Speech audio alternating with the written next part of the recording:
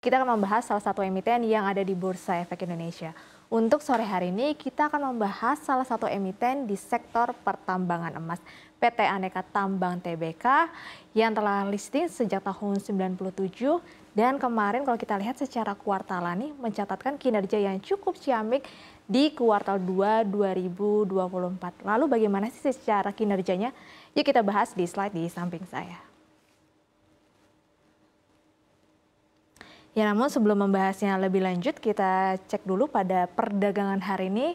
Harga saham Antam hari ini cukup melesat ya di 6,13% atau berada di level Rp1.385 per lembar. Saham ini sejalan dengan kenaikan harga emas di pasar spot yang sedikit lagi mencetak all time high lagi. Nah, yang dimana juga saham-saham di tambang emas terutama Antam juga ikut terseret naik signifikan di perdagangan hari ini. Lalu bagaimana sih dengan kinerjanya di kuartal 2 2024?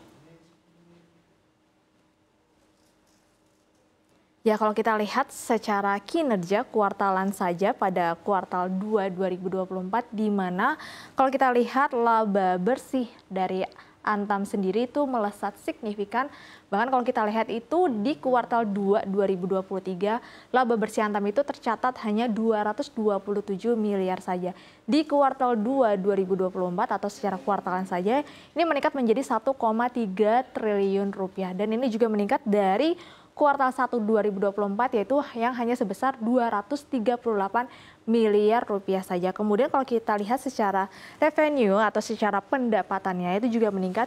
Di kuartal 2 2024 itu pendapatannya mencetak 14,5 triliun rupiah. Angka ini naik dari kuartal 2 2023 sebesar 10 triliun rupiah dan juga meningkat dari kuartal 1 2024 sebesar 8,6 triliun rupiah. Nah, lalu kontribusi di segmen apa saja sih yang mendorong kinerja perseroan di kuartal 2 2024? Ya, kalau kita lihat dari sisi segmen kontribusi pendapatan, di sini ada 4 segmen yang utama. Kalau kita lihat ada nikel, ada logam mulia atau emas, kemudian bauksit dan juga alumina dan juga ada pendapatan lainnya. Kalau kita lihat di sini memang kontribusi terbesar kita lihat di sini adalah emas ya atau logam mulia yang mencetak porsinya hingga 77,10%.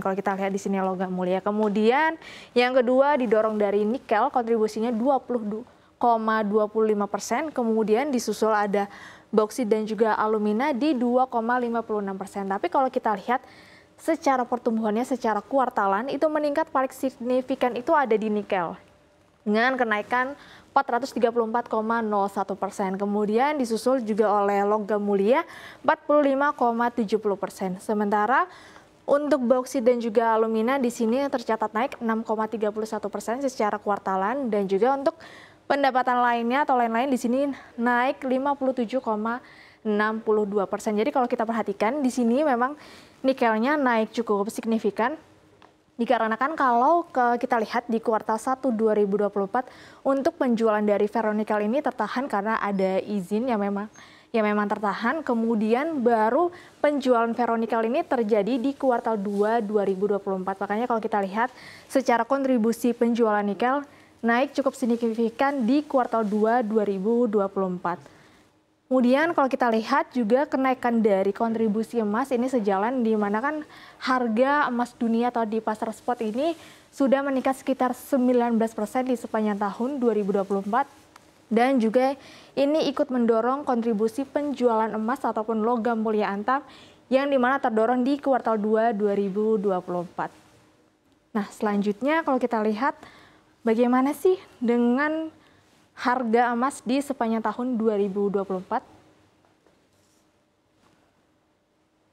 Ya, kalau kita lihat secara chartingnya di sini sudah naik cukup signifikan ya sejak tahun 2022 atau terutama sejak COVID-19 sudah cukup mereda. Dan kalau kita lihat memang harga emas dipengaruhi oleh beberapa faktor ataupun juga oleh banyak faktor yang dimana salah satunya dari optimisme nih penurunan suku bunga ataupun pemangkasan suku bunga yang nantinya akan terjadi di bulan September, November, dan juga Desember. Kalau misalkan nanti ini terjadi, otomatis ini akan menjadi kabar baik terutama untuk komoditas emas dan juga terutama untuk di sektor-sektor di saham pertambangan emas.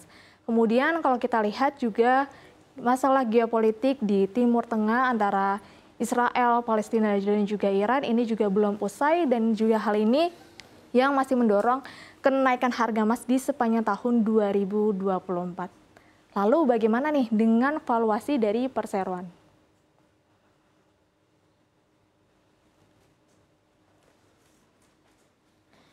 Ya, kalau kita lihat di sini ada valuasi dari Antam yang dimana tadi harga sahamnya di 1.300-an kalau kita lihat. Tapi sebenarnya kalau kita lihat secara fair value-nya ini berada di 2.350. Jadi kalau kita lihat ini data dari Simply Wall Street, yaitu dia melalui metrik valuasi DCF ya, atau discount cash flow. Jadi kalau kita lihat perhitungan dari discount cash flow-nya di sini harga kewajaran Antam berada di level 2.350, berarti upside-nya ini masih cukup besar jika harga Antam saat ini yang berada di level 1.300-an. Kemudian kalau kita lihat secara price book value-nya di sini ada beberapa kompetitor lainnya di pertambangan emas juga. Ada Archie Indonesia, ada G Resource Asia Pasifik, Vale Indonesia, ada Aneka Tambang dan juga ada Raw Minerals Indonesia. Jadi kalau kita lihat di sini Archie PBV-nya 1,8, G Resorts 1,4, kemudian Vale Indonesia di 1, Aneka Tambang di sini berada di 1,1, kemudian juga kalau kita lihat di sini ada Raw Minerals Indonesia di 3,1. Jadi kalau kita lihat harga Aneka Tambang atau Antam saat ini masih cukup murah ya dengan PBV hanya 1,1 saja.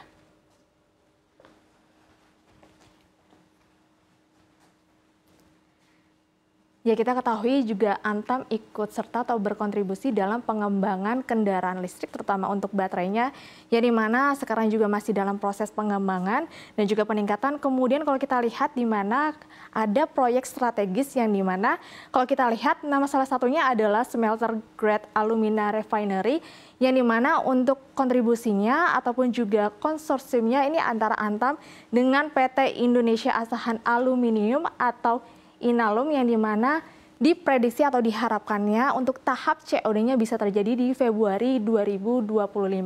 Kalau misalkan ini terjadi, otomatis ini akan mendorong prospek kinerja dari perseroan ataupun juga dari Antam sendiri.